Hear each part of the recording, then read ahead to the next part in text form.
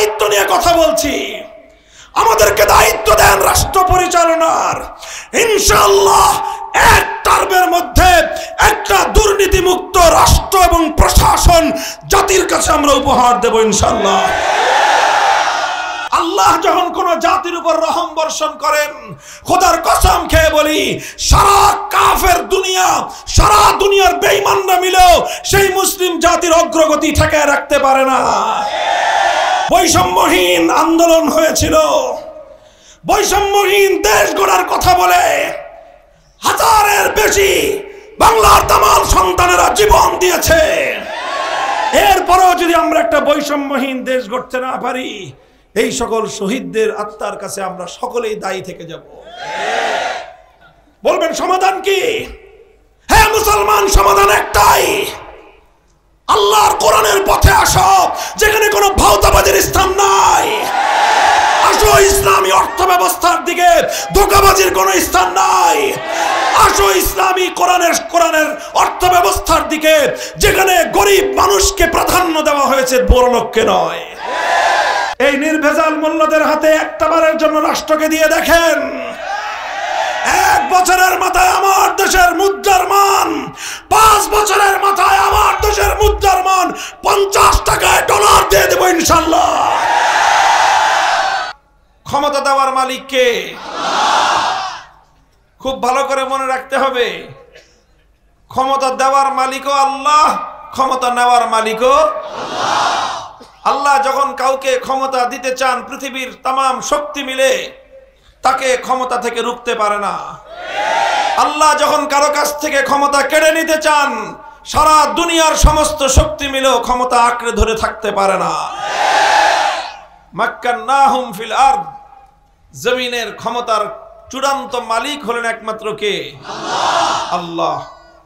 ইমানদারদেরকে এই কথাটা বুঝতে হবে।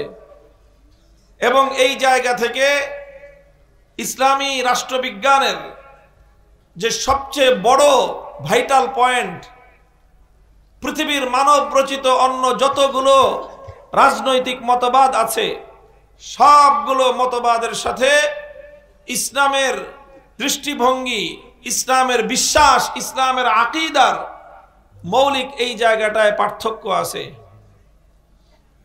শব্দটা খুব সূক্ষ্ম, পার্থক্যটা বুঝবেন। এখানে আবার একটু ভুল বুঝাবুঝির অবকাশ আছে মনোযোগ না দিলে। আল্লাহ বলতেছেন ক্ষমতা দেওয়ার মালিক কে? জনগণ ক্ষমতা দেওয়ার মালিক না, ক্ষমতা দেওয়ার মালিক হলেন আল্লাহ।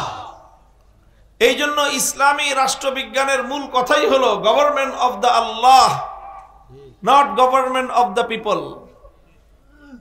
সরকার জনগণের হয় না, সরকার হয় কার? আল্লাহর সরকার, অবশ্য ফর দ্য পিপল। জনগণের কল্যাণে কাজ করবে সরকার, নিজের কল্যাণে না, নিজের পরিবারের কল্যাণে না, নিজের দলের ধান্দাবাজির জন্য না, নিজের দলের চান্দাবাজির জন্যও না। সরকার কাজ করবে দেশের জন্য, সরকার কাজ করবে জনগণের কল্যাণে। গোটা রাষ্ট্রের প্রতিটি নাগরিকের দায়িত্ব যে সরকার নিতে পারে, আল্লাহর পক্ষ থেকে একমাত্র সেই ক্ষমতার মস্তদে বসার অধিকার রাখে। কেউ যদি বলে মানুষের বেডরুমের নিরাপত্তা দেওয়ার দায়িত্ব আমাদের না, প্রথম দিনেই আল্লাহ বলবেন যে তুই আমার পক্ষ থেকে ক্ষমতা পরিচালনা করবার অধিকারও রাখিস না। আল্লাহ যাকে আল্লাহর ক্ষমতা প্রদান করেন, সে তো আল্লাহর পক্ষ থেকে ক্ষমতা প্রাপ্ত হয়ে তার কথার ভাষা কেমন হবে, তার দায়িত্বের অনুভূতি কেমন হবে, সে তো বলবে আল্লাহ লাউ আন্না বাগালাতান আসারাত আলা শাত্তিল ফুরাত লাখিফতু আন ইয়াসআলানি আল্লাহু আনহা লিমা লাম উসাওবিলাহা তারিক। যে মনে করে যে আল্লাহ আমাকে ক্ষমতা দিয়েছেন, এই ক্ষমতার হিসাব আবার আমাকে আল্লাহর কাছে দিতে হবে, তার অনুভূতি হবে খোদার কসম, সুদূর ফোরাতের নদীর তীরে যদি একটি গাধা পথ চলতে গিয়ে, বোঝা বহন করে চলতে গিয়ে হঠাৎ করে হোঁচট খেয়ে পায়ে ব্যথা পায়, তাহলে রাষ্ট্রনায়ক ভয়ে ভীত সন্ত্রস্ত থাকবে। লাখিফতু আন ইয়াসআলানি আল্লাহু আনহা আমার ভয় হয় যে আল্লাহ আমাকে জিজ্ঞাসা করবেন, খলিফা হয়েছো, রাষ্ট্রনায়ক হয়েছো, তোমার গণভবনের সামনে দিয়ে তো রাস্তা প্রতি মাস 6 মাস পর পর কার্পেটিং হয়, আর সেই গ্রামের একটা মেঠো পথ, যেই পথ দিয়ে গাধা হেঁটে যাবে, যেই পথ দিয়ে মহিষ তোমাদের মাল সামান বহন করে নিয়ে যাবে, যেই পথ দিয়ে গরু গাড়ি টেনে নিয়ে যাবে, সেখান দিয়ে তোমাদের মালামাল বহন করতে গিয়ে একটা অবলা প্রাণী, গরু, মহিষ, গাধা কেন হোঁচট খাইলো? তুমি কেন রাস্তাটা সমান করতে পারো নাই? রাষ্ট্রপ্রধান হয়েছ, গরু গাধা মহিষের রাস্তা সমান করতে পারো নাই, নিজের বাড়ির রাস্তাটা সমান করেছো। তোমার মতো অযোগ্য ব্যক্তির ইসলামের পক্ষ থেকে ক্ষমতাসীন হওয়ার কোনো অধিকার নাই। মুহতারাম হাজিরিন, এই জন্য এই কথাটা খুব ভালো করে মনে রাখবেন। ইসলামের সর্বমৌলিক দৃষ্টিভঙ্গি হলো রাজনীতি সম্পর্কে, রাষ্ট্র ক্ষমতা সম্পর্কে। রাষ্ট্র ক্ষমতার আসল মালিক কে? নিয়াবাতান আনিল্লাহ, আল্লাহর প্রতিনিধি হিসেবে আল্লাহ পাক সরকারকে ক্ষমতা দান করেন। সুতরাং সরকার হলো আল্লাহর ম্যানেজার।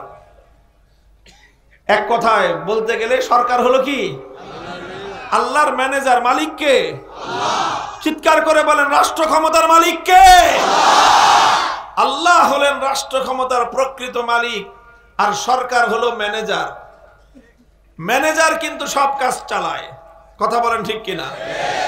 মিল, কল কারখানা, ফ্যাক্টরি, ব্যবসা বাণিজ্যের প্রতিষ্ঠান, আপনি যখনই যাবেন যে দেখবেন যে চেয়ারে বসা ম্যানেজার। আপনি টাকা দিচ্ছেন, টাকা নিচ্ছে ম্যানেজার। আপনাকে চেক দিচ্ছে ম্যানেজার। আপনি মাল কিনতেছেন, মাল বুঝে দিচ্ছে ম্যানেজার। আপনি তাকে জমা দিচ্ছেন, জমার স্লিপ বুঝে নিচ্ছে ম্যানেজার। ভাউচারে স্বাক্ষর করতেছে ম্যানেজার। সব কিছু ম্যানেজার করতেছে। সব কিছু ম্যানেজার করলেও এই ম্যানেজার কিন্তু নিজের ইচ্ছায় কোনো কিছু করার অধিকার রাখে না। দিন শেষে ম্যানেজারকে তার এই ব্যবসা প্রতিষ্ঠানের পাই পাই করে হিসাব মালিককে বুঝিয়ে দিতে হয়। মালিকের নির্দেশনার বাইরে, মালিকের অর্ডারের বাইরে, মালিক বলেছে অমুককে মাল দিবা না, মালিক বলেছে অমুককে বাকি দিবা না, মালিক বলেছে অমুকের সাথে কারবার চলবে না, ম্যানেজার যদি মাতব্বরি করে মালিকের অর্ডার সে যদি ভায়োলেট করে, মালিকের অর্ডার যদি সে উপেক্ষা করে, চাকরি থাকবে? মালিক কান ধরে বলবে যে তুমি ম্যানেজার হয়ে মালিকের মতো আচরণ করতে চাও, মালিকের মতো তুমি একটা প্রতিষ্ঠানে মালিক দুইজন হয় না, মালিক আমি, তুমি আমার ম্যানেজার। কোন ম্যানেজার যদি ব্যবসা প্রতিষ্ঠানে, যে কোনো প্রতিষ্ঠানে মালিকের অর্ডার উপেক্ষা করে কোনো আদেশ বাস্তবায়ন করে, কোনো কার্যক্রম পরিচালনা করে, সেই ম্যানেজার ওই প্রতিষ্ঠানে আর ম্যানেজার থাকার অধিকার রাখে না। ঠিক তদ্রূপ রাষ্ট্র ক্ষমতার প্রকৃত মালিক হলেন কে? আর সরকার হলো আল্লাহর পক্ষ থেকে ম্যানেজার। সুতরাং সরকার এমন ভাবে রাষ্ট্র পরিচালনা করবে যেমন ভাবে আল্লাহ আইন দিয়েছেন। এই জন্য চূড়ান্ত ভাবে ইসলাম বলে আইন প্রণয়ন করার সার্বভৌম ক্ষমতা একমাত্র কার? আল্লাহ আইন দিবেন, আল্লাহ রুলস করে দিবেন, আল্লাহ সিস্টেম দিয়ে দিবেন। সরকাররা আল্লাহর সিস্টেম অনুযায়ী আল্লাহর সিস্টেমকে ম্যানেজারের মতো করে জনগণের উপর বাস্তবায়ন করবে। কাজেই এই যে পশ্চিমা সভ্যতা, পশ্চিমা গণতন্ত্র, পশ্চিমা সমাজতন্ত্র, ইউরোপ, আমেরিকা, ইহুদি, খ্রিস্টানরা মুসলমানদেরকে আল্লাহ প্রদত্ত সেই রাজনৈতিক ব্যবস্থা থেকে তাদেরকে দূরে সরায় নিয়ে এখন তাদেরকে এমন এক কথা শিখিয়ে দিয়েছে, এমন এক কথা বুঝিয়ে দিয়েছে, যেই কথা বিশ্বাস করলে মানুষের ঈমানই থাকে না। আল্লাহ পাক রব্বুল ইজ্জত আমাদের ঈমান এবং আমলকে হেফাজত করেন। আল্লাযীনা ইম্মাক্কান্নাহুম ফিল আরদি আকামুস সালাতা ওয়া আতাউয যাকাহ। ক্ষমতা দেওয়ার একমাত্র মালিক কে? আল্লাহ বলতেছেন, আমি যদি আমার ঈমানদারদেরকে রাষ্ট্র ক্ষমতা প্রদান করি, তাহলে তারা এই রাষ্ট্র ক্ষমতা পাওয়ার পর আমার নির্দেশ মোতাবেক সর্বপ্রথম 4টি কর্মসূচি তারা বাস্তবায়ন করবে। 1 নম্বর কর্মসূচি, নামাজ কায়েম করবে। 2 নম্বর কর্মসূচি যাকাত বাস্তবায়ন করবে। 3 নম্বর কর্মসূচি হবে সৎ কাজের আদেশ জারি করবে। 4 নম্বর হলো তারা অন্যায় অসৎ কাজ নাফরমানির কাজের প্রতি নিষেধাজ্ঞা জারি করবে।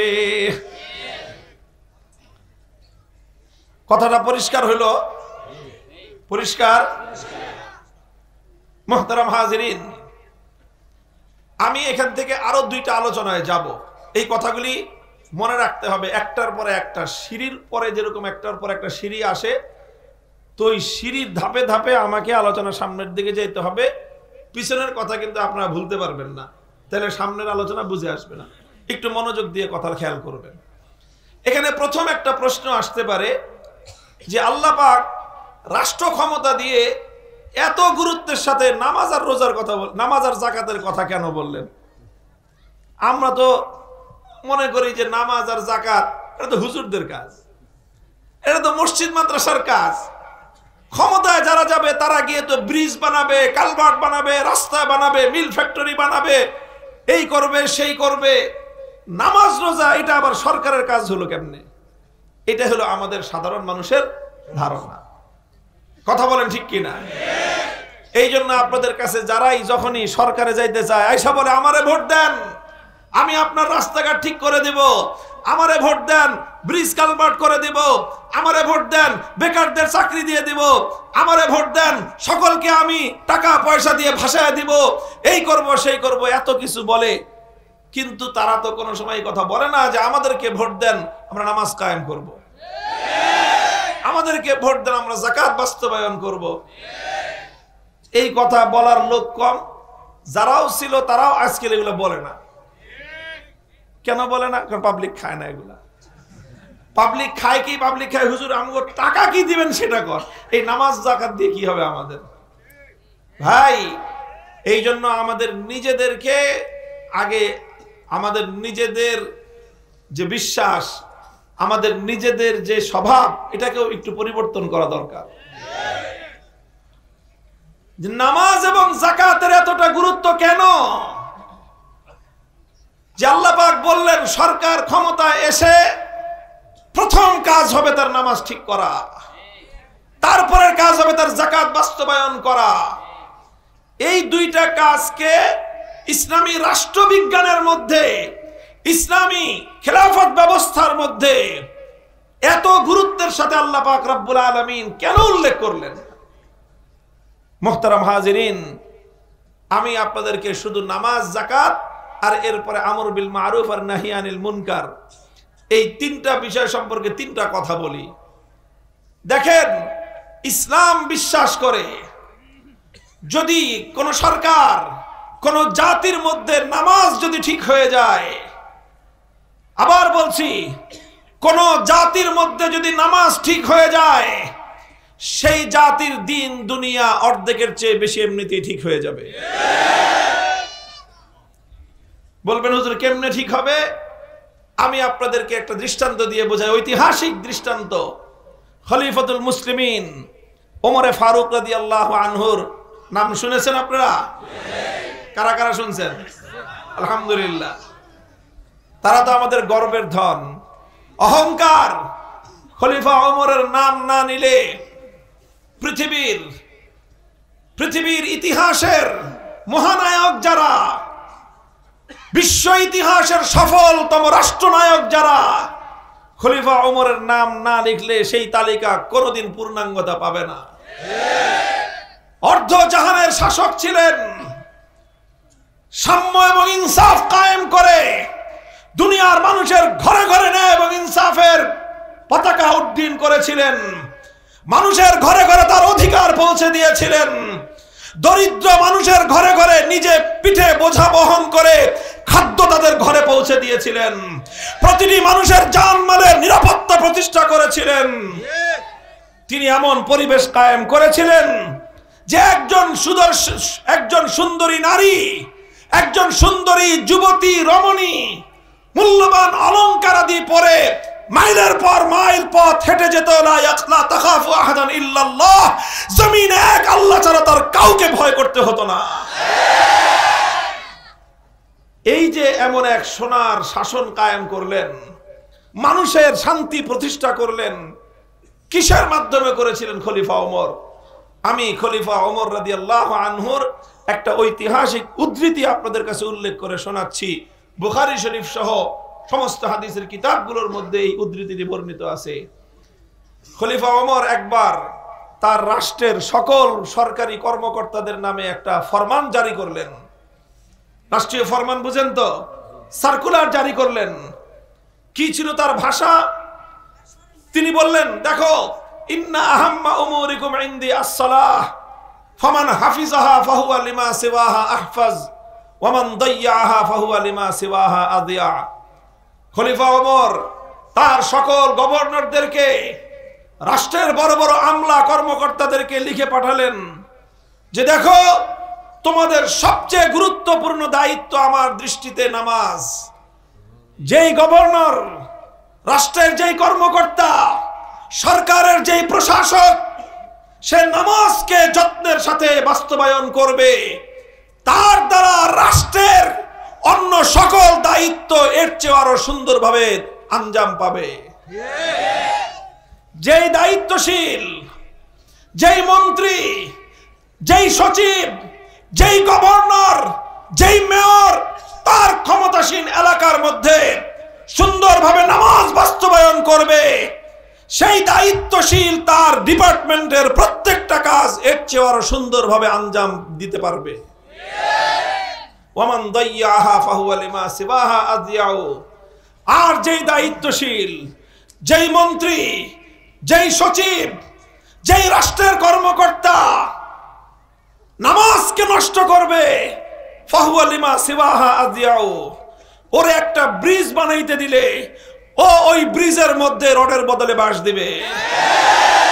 যেই কর্মকর্তা নামাজ ধ্বংস করবে, ওকে একটা রাস্তা বানাইতে দিলে আলকাতরার জায়গায় ও কেরোসিন তেল ঢালবে। রাষ্ট্রের যে জায়গায় ওকে দায়িত্ব দেওয়া হবে, প্রত্যেকটা জায়গাকে ও ধ্বংস করে ছাড়বে। জনগণ এবং দেশের কল্যাণ তার দ্বারা হবে না। মনে রাখবেন, যে ব্যক্তি তার খোদার সঙ্গে গাদ্দারি করতে পারে, সে কোনোদিন খোদার বান্দার সঙ্গে আমানতদারি রক্ষা করতে পারে না। এই একটা স্বাভাবিক কথা, আপনার বিবেককে জিজ্ঞাসা করেন তো, যেই পোলা বাবার সাথে গাদ্দারি করে, ও বুঝি ভাইয়ের হক দিবে? বলেন তো আপনারা। আরে বাপের সাথে যে সন্তান গাদ্দারি করতে পারে, সেই সন্তান ভাইয়ের হক আদায় করতে পারে কোনোদিন? ভাইয়ের সাথে যে হক, ভাইকে যে হক দিবে, বোনকে যে হক দিবে, এলাকাবাসীকে যে হক দিবে, আত্মীয় স্বজনকে যে তাদের হক প্রাপ্য বুঝে দিবে, সে নিজের বাপ মাকে বুঝি না খাওয়ায় মারতে পারে? নিজের বাপ মায়ের আদেশ সে অমান্য করতে পারে? আরে ভাই, যে নিজের বাপ মায়ের আদেশ অমান্য করতে পারে, যার দ্বারা নিজের বাপ মা কষ্ট পায়, যে নিজের বাপ মায়ের হক আদায় করতে পারে না, তার দ্বারা এলাকার জনগণ তো দূরের কথা, তার আপন ভাইয়ের হকও তার দ্বারা আদায় হতে পারে না। তো যেই বেটা নামাজ ধ্বংস করে খোদার সঙ্গে গাদ্দারি করলো, সে খোদার বান্দাদের হক কেমনে আদায় করবে? মুসলমান, আজ তোমরা ইসলামের এই মূল নীতি ভুলে গিয়েছো। এই জন্যই তোমরা সৎ শাসক পাও না। এই জন্যই তোমাদের দেশে আত্মমর্যাদা সম্পন্ন, জাতির ভাগ্য পরিবর্তনকারী, ইতিহাসের সফল কোন রাষ্ট্রনায়ক তোমাদের মধ্যে জন্ম নেয় না। এই জন্য ইসলাম বলতেছে, ইন্নাস সালাতা তানহা আনিল ফাহশাই ওয়াল মুনকারি ওয়া লাযিকরুল্লাহি আকবার ওয়াল্লাহু ইয়ালামু মা তাসনাউন। নামাজ এমন একটা বিধান, আল্লাহর কোরআন দায়িত্ব গ্রহণ করেছে, যেই ব্যক্তি, যেই পরিবার, যেই জাতি নামাজকে আঁকড়ে ধরবে, সেই জাতির মধ্যে আমার আল্লাহ ঘোষণা করেছেন তাদের মধ্যে অন্যায় এবং অশ্লীলতা স্থান পাবে না। নামাজ কায়েম করো। সরকারি সকল কর্মকর্তাদের জন্য যদি সে ইমানদার হয়ে থাকে, সকলের জন্য সুন্দরভাবে নামাজ বাস্তবায়ন করো।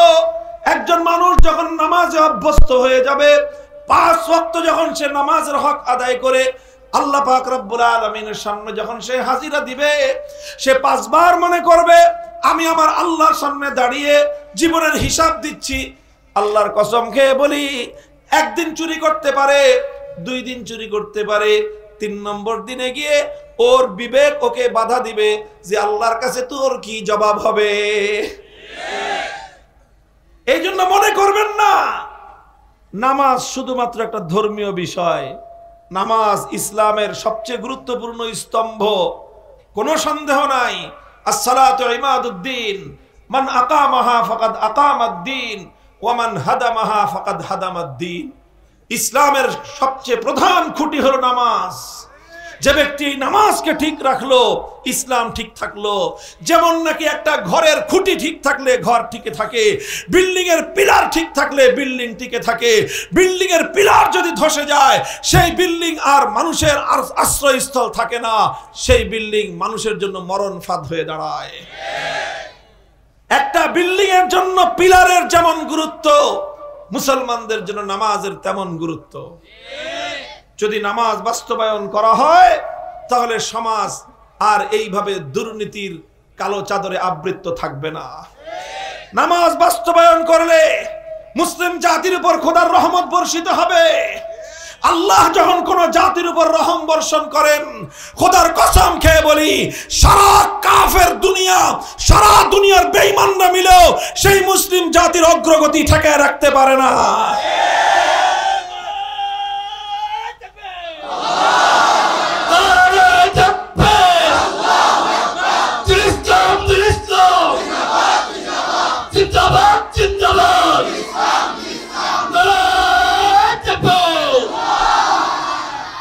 এই জন্য ভাই, নামাজের দ্বারা একদিকে যেরকম আখিরাত সুসজ্জিত হয়, নামাজের দ্বারা যেমনি ভাবে একজন মুমিন ব্যক্তির জান্নাতের ফয়সালা হয়, নামাজের দ্বারা একজন মুমিন ব্যক্তির যেভাবে জান্নাতের তালা খুলে যায়, নামাজের দ্বারা ঠিক তদ্রূপ একটি নীতিবান সমাজ তৈরি হয়। নামাজের দ্বারা যেরকম ইমানদারদের আখিরাত সুসজ্জিত হয়, এই নামাজের দ্বারাই মুসলমানদের ব্যক্তি, পরিবার, রাষ্ট্র জীবনের মধ্যে অভূতপূর্ব উন্নতি আসতে পারে। আমি রহস্য খুলে দিলাম।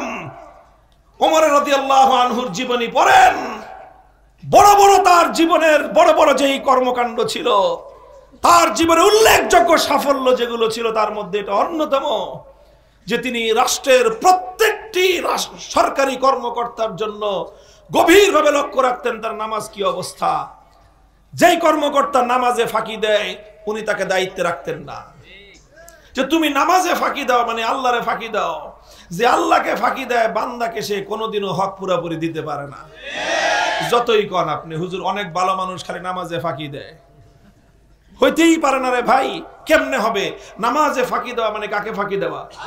তো বলেন যে নাকি আল্লাহকে ফাঁকি দিতে ভয় পায় না, সে বুঝি জনগণের টাকা মারার সুযোগ পাইলে মারবে না? আল্লাহ পাক রব্বুল ইজ্জত আমাদেরকে বুঝার তৌফিক দান করেন। তো এই জন্য আল্লাহ বলতেছেন, আরে তুমি যদি তোমার দেশের উন্নতি করতে চাও, জাতির উন্নতি করতে চাও, রাষ্ট্রের উন্নতি করতে চাও, শুধু ব্যবসা বাণিজ্য দিয়ে রাষ্ট্রের উন্নতি হয় না, মিল ফ্যাক্টরি দিয়ে শুধু রাষ্ট্রের উন্নতি হয় না, রাস্তাঘাট আর ব্রিজ কালভার্ট দিয়ে শুধু রাষ্ট্রের উন্নতি হয় না।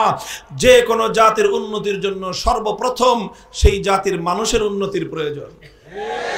Man power is the fact, man power is the actual power.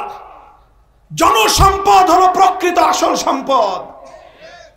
জনসম্পদ আসল সম্পদ, টাকার সম্পদ আসল সম্পদ নয়, সোনার সম্পদ আসল সম্পদ নয়, ডলারের সম্পদ আসল সম্পদ নয়। জাতির জনগণকে যদি তুমি জনসম্পদে পরিণত করতে না পারো, সেই জাতি কোনোদিন উন্নত জাতি হিসেবে বিশ্ব দরবারে স্থান পাবে না।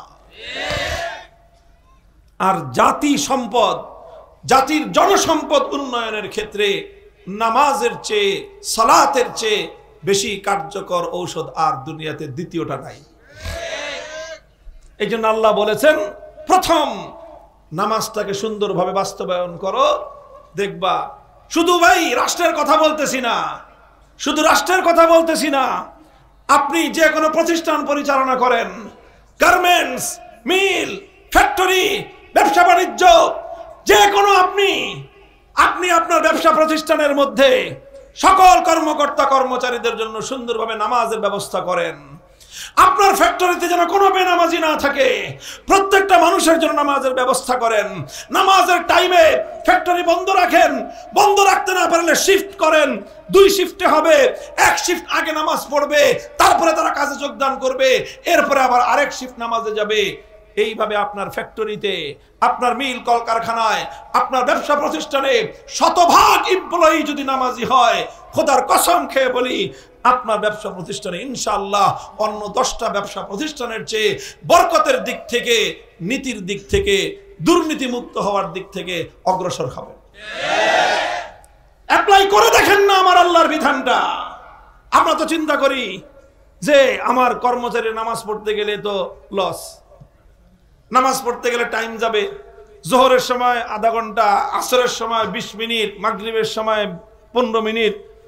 কাজে এই নামাজে যেই কর্মচারী নামাজ পড়ে, যেই কামলা নামাজ পড়ে, যেই ড্রাইভার নামাজ পড়ে, এদেরকে অনেকে চাকরি দিতে চায় না, মনে করে যে লস। আহাম্মকের দল, এই নামাজ তোমার লস করবে না। তোমার ড্রাইভারের নামাজ, তোমার কামলার নামাজ, তোমার কর্মীর নামাজ, তোমার ওই শ্রমিকের নামাজ, তোমার কর্মচারীর নামাজ, তোমার কর্মকর্তার নামাজ তাকে যেরকম বরকত দিবে, তোমার প্রতিষ্ঠানকেও মানোন্নত করবে। খোদার কসম খেয়ে বলি এটা আমার আল্লাহর জিম্মাদারি। আল্লাযীনা ইম্মাক্কান্নাহুম ফিল আরদি আকামুস সালাহ, নামাজ কায়েম করবে প্রথম কথা। সুতরাং নামাজ কায়েম করাটা এটা রাষ্ট্রের একটা গুরুত্বপূর্ণ দায়িত্ব। এটার দ্বারা যেরকম আখিরাতের উন্নতি হবে, দুনিয়ারও, বলেন, দুনিয়ারও জাতীয় উন্নতি হবে ইনশাআল্লাহ। 2 নম্বর বিষয়, ওয়া আতাউজ যাকাত, যাকাত ব্যবস্থা বাস্তবায়ন করতে বলেছেন আল্লাহ পাক। রাষ্ট্রের দায়িত্ব হলো যাকাত ব্যবস্থা বাস্তবায়ন করো। যাকাত ব্যবস্থা মানে কি? তুখাযু মিন আগনিয়াইহিম ওয়া তুরাদ্দু আলা ফুকারাইহিম। যাকাত মানে হলো ধনীদের কাছ থেকে কমিশন লও, গরিবদেরকে কমিশনটা বন্টন করে দাও। আমাকে কমিশন খায় কারা এখন বলেন? সব চোরেরা কমিশন খেয়ে রাষ্ট্রটাকে ফোকলা বানায় ফেলেছে। আল্লাহ বলতেছেন কমিশন যাবে বড়লোকদের সম্পদ থেকে। বড়লোকের কাছ থেকে যত কমিশন নেওয়া হলো 100% বন্টিত হবে কাদের মধ্যে? গরিবের মধ্যে। কাইলা ইয়াকুনা দুলাতাম বাইনাল আগনিয়াই মিনকুম, ইসলামী অর্থনীতির সবচেয়ে বড় মূলনীতি। যদি কেউ জানতে চান যে ইসলাম দুনিয়াতে যে অর্থ ব্যবস্থা বাস্তবায়ন করতে চায় তার সবচেয়ে বড় মূলনীতি কি, আমি বলতেছি সেই মূলনীতি আল্লাহর কোরআন থেকে। কাইলা ইয়াকুনা দুলাতান বাইনাল আগনিয়াই মিনকুম, ইসলাম বলে এমন অর্থ ব্যবস্থা বাস্তবায়ন করবা যে দেশের সম্পদ যেন অল্প কিছু ধনী মানুষের কাছে গিয়ে কুক্ষিগত না হয়ে যায়। অল্প কিছু মানুষ সম্পদের মালিক হবে আর সাধারণ মানুষ দরিদ্র থাকবে। ওই অল্প মানুষের সঙ্গে সাধারণ মানুষের সম্পদের আকাশ পাতাল ব্যবধান থাকবে। ইসলাম এই বৈষম্যকে জমিনের মধ্যে গুড়িয়ে দেওয়ার জন্য এসেছে। হতেই পারে না একদল মানুষ পাহাড় গড়ে তুলবে, একদল মানুষ আকাশচুম্বী সম্পদের পাহাড় গড়বে, আর ব্যাপক জনগোষ্ঠী তারা সম্পদহীন থাকবে। তাহলে এটা মুসলমানদের সমাজ হইতেই পারে না, হইতেই পারে না এটা। এই মুসলমানরা যদি আল্লাহর কোরআন পড়তো, তারা যদি আল্লাহর কোরআন বুঝতো, তাহলে কোন মুসলমান এই রকম সমাজ কোনোভাবেই বরদাস্ত করতো না। কাইলা ইয়াকুনা দুলাতান বাইনাল আগনিয়াই মিনকুম, সম্পদ কোন একটা শ্রেণী বিন্যাসের বিশেষের কাছে, নির্দিষ্ট কিছু মানুষের কাছে সম্পদ কুক্ষিগত হতে পারবে না। বরং কি হবে, হ্যাঁ, বড় লোকরা বেশি সম্পদের মালিক থাকবে, কিন্তু সে যত বেশি সম্পদ কামাবে তত বেশি কমিশন তাকে দিতে হবে। তত বেশি কমিশন কোথায় যাবে? গরিবের কাছে চলে যাবে। এই জন্য ইসলামী অর্থ ব্যবস্থায় যদি বাস্তবায়ন হয় সমাজ এবং রাষ্ট্রে, সেখানে ধনী এবং গরিবের মধ্যে আকাশ পাতাল সম্পদের পার্থক্য থাকবে না। হ্যাঁ, ধনী একটু বেশি খাবে, ধনী সম্পদের বেশি মালিক থাকবে, কিন্তু গরিবও না খেয়ে থাকবে না। আর এখন আমাদের সমাজে যে অর্থ ব্যবস্থা প্রচলিত আছে এটাকে বলা হয় পুঁজিবাদী অর্থ ব্যবস্থা, ক্যাপিটালিজম। এই পুঁজিবাদী অর্থ ব্যবস্থা সবটাই হলো জনগণকে ধোঁকাবাজি, জনগণের সাথে ফাফরবাজির একটা অর্থ ব্যবস্থা। ফাফরবাজি বুঝেন না? আরে ভাই, আপনারা তো ঢাকার মানুষই, ফাফর মারা বুঝেন না? ফাফর এই যা আছে বর্তমানে আমাদের সমাজে, ইসলামী অর্থ ব্যবস্থা তো নাই, আছে কি? ক্যাপিটালিজম, পুঁজিবাদ। পুঁজিবাদ হলো পুরাটাই একটা ফাফরবাজির অর্থ ব্যবস্থা, চাপাবাজির অর্থ ব্যবস্থা। আরো সহজে বললাম, কেমনে চাপাবাজি আমি আপনাদের একটু হাতে ধরে দেখায় দেই। দেখেন, আমাদের দেশে প্রতি বছরই কিন্তু একটা সরকারি হিসাব যে আসে, সেই হিসাব অনুযায়ী দেশের সম্পদ বাড়তেছে। কথা বলেন ঠিক কিনা? আপনি খুঁজে দেখেন 2023-24 অর্থ বছরে দেশের জনগণের পার ক্যাপিটা ইনকাম, মাথা পিছু আয় যেটা ছিল 2024-25 অর্থ বছরে সেটা আরো বেড়ে গেছে। 2024-25 অর্থ বছরে বাংলাদেশের মানুষের মাথা পিছু আয়, পার ক্যাপিটা ইনকাম, মানে গড় আয় কত জানেন আপনারা? শুনলে আসমান থেকে পড়বেন যে হুজুর আমরা এত টাকা কামাই। গড় আয় মানে সবার মাথা পিছু আয় হলো $2,820, $3,40,000 টাকা বাংলাদেশি টাকায়। কত টাকা? কত? আরে ভাই, গত বছর কামাইছেন মিয়া আপনারা প্রত্যেকে। আর ভাই, সরকারের হিসাব, সরকার হিসাব দিছে, আন্তর্জাতিকভাবে সারা দুনিয়া মানছে যে হ্যাঁ, তোমাদের বাংলাদেশের জনগণের গড় আয়, মাথা পিছু আয় 2024-25 ফিসক্যাল ইয়ার, যেটা অর্থাৎ 2024-এর জুলাইয়ের 1 তারিখ থেকে 2025-এর জুনের 30 তারিখ পর্যন্ত, এটা আমাদের দেশের এক একটা অর্থ বছর। বর্তমান যেটা চলতেছে 2025-এর জুলাইয়ের 1 তারিখ থেকে 26-এর জুন পর্যন্ত, এটা পরের হিসাব, পরের মাসে আসবে। লেটেস্ট সর্বশেষ হিসাব আমি আপনাদেরকে শুনাইলাম, $2,820 মার্কিন ডলার, বাংলাদেশি টাকায় 3,40,000, কয়েক টাকা কম, 39,000 সামথিং, মানে 3,40,000। কারণ আবার ডলারের রেট আরো বাড়ছে, এই হিসাবে 3,40,000-এর উপরিটা বাদ দেন। আপনারা সবাই কত টাকা করে কামান? 3,40,000 টাকা। এই হলো সরকারি হিসাব, বাংলাদেশের মানুষের গড় আয়। এখন গড় আয়ের হিসাবটা কি? গড় আয়ের হিসাবটা পুরোটাই ফাফরবাজি। হিসাব হয় কি? জিডিপি, গ্রস ডোমেস্টিক প্রোডাকশন কি পরিমাণ, মোট আভ্যন্তরীণ প্রোডাকশন কি পরিমাণ, উৎপাদন কি পরিমাণ। দেখা যায় যে উৎপাদন বাড়তেছে, মাশাআল্লাহ, আমরাও খুশি হয়ে যাই, দেশের উৎপাদন বাড়তেছে, পার ক্যাপিটা ইনকাম বাড়তেছে, গড় আয় বাড়তেছে, মাথা পিছু আয় বাড়তেছে, 3,40,000 টাকা করে আমরা কামাইতেছি। কি এর চিন্তা? খামুয়ার দামও আরামসে ঘুরমু। 3,40,000 টাকা করে যে মাসে কামায়, তাহলে আর কোনো কিছু থাকে? কাহিনী শুনেন, এটা হলো কি হিসাব? গড় হিসাব। কি হিসাব? গড় হিসাব। গড় হিসাবটার কাহিনীটা হলো এই গড় তো আর সাধারণ মানুষ বুঝে না, পাবলিক তো আর গড় হিসাব বুঝে না।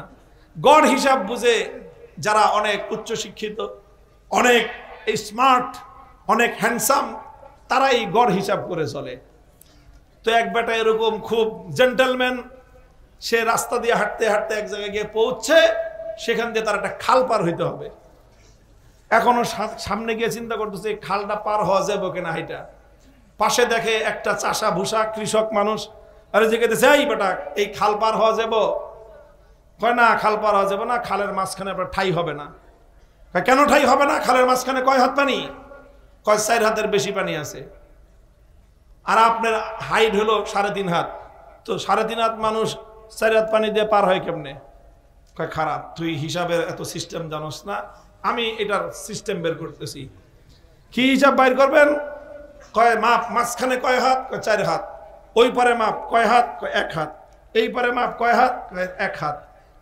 কয় এবার 3 জায়গা থেকে স্যাম্পল নিছস, 1 হাত 4 হাত 4 হাত, এবার যোগ দে কত হয়? কয় হয়? 6। 4 + 1 + 1 কত হলো? কয়বার কয় জায়গা থেকে স্যাম্পল নিছস? কয় 3 জায়গা থেকে। এবার 3 দিয়ে ভাগ দে। তো বলেন 6 কে 3 দিয়ে ভাগ দিলে গড় পানি কত? এই খালের মধ্যে গড় পানি আছে 2 হাত। এখন ঠ্যাঙের নিচ থেকে 2 হাত মাইপা দেখা যায় হাঁটু পর্যন্ত 2 হাত হয়। কয় 2 হাত পানি গড় পানি আছে, এই খাল পার হবাটা কোনো ব্যাপার নাকি? তুই হিসাব বুঝিস না। আপনারা কন, এখন এই কৃষক তো হিসাব বুঝে না, পরে হিসাব বুঝায় দিল খালের মধ্যে গড় পানি আছে কতটুক? এই খালের মধ্যে গড় পানি আছে 2 হাত। এখন এই জেন্টলম্যান 2 হাত গড় পানি দিয়ে পার হইতে গেছে। আপনারা কি মনে করেন যে সে খুব ভালোভাবে গড় পানি 2 হাত আছে হিসাব করে পার হইতে পারবে? মাঝখানে গেলে চুপনি খাওয়া ছাড়া কোনো উপায় নাই। এই জনগণকে পার ক্যাপিটা ইনকামের হিসাব দেখায়, মাথা পিছু আয়ের হিসাব দেখায়, 3,40,000 টাকা আয়ের হিসাব দেখায় গোটা দেশের জনগণকে বোকা বানানোর ভাওতাবাজির পুঁজিবাদী অর্থ ব্যবস্থা ভেঙে গুড়িয়ে দিতে হবে।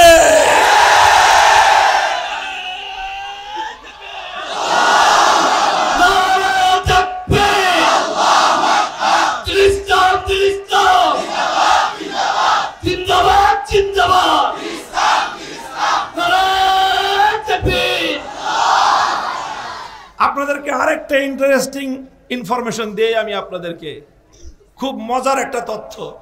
আমি তো আবার অর্থনীতির ছাত্র, আমি BSS and MSS in economics complete করেছি। তো এই হিসাবে এদের এই ফাফরবাজি আমাদের কিছু জানা আছে। আশ্চর্য ভয়ঙ্কর একটা তথ্য কি জানেন? এই যে গ্রোস মানে জিডিপি দেখায়, যে গ্রোস ডোমেস্টিক প্রোডাকশন যে কি পরিমাণ, পার ক্যাপিটা ইনকাম যে কি পরিমাণ, ইনকামের মধ্যে দুর্নীতি করে মানুষ যেই টাকাটা কামায় এটাও ইনকামের মধ্যে গণ্য হয়। বুঝেন না এই কথা? মানে চোরাই আপনার কাছ থেকে চুরি করে নিয়ে গেছে 10 লাখ টাকা, তাহলে ওর মাসে ইনকাম হলো কত? 10 লাখ। আরেক চোরাই ইনকাম চুরি করছে 10 কোটি টাকা, তাহলে ওর মাসে ইনকাম হলো। আরেক চোরাই চুরি করছে 1000 কোটি টাকা, তাহলে ওর ইনকাম। আরেক চোরাই চুরি করছে 10,000 কোটি টাকা, ওর ইনকাম। আরেক চোরাই বড় চোরাই চুরি করছে 10 লক্ষ কোটি টাকা, তো ওর ইনকাম।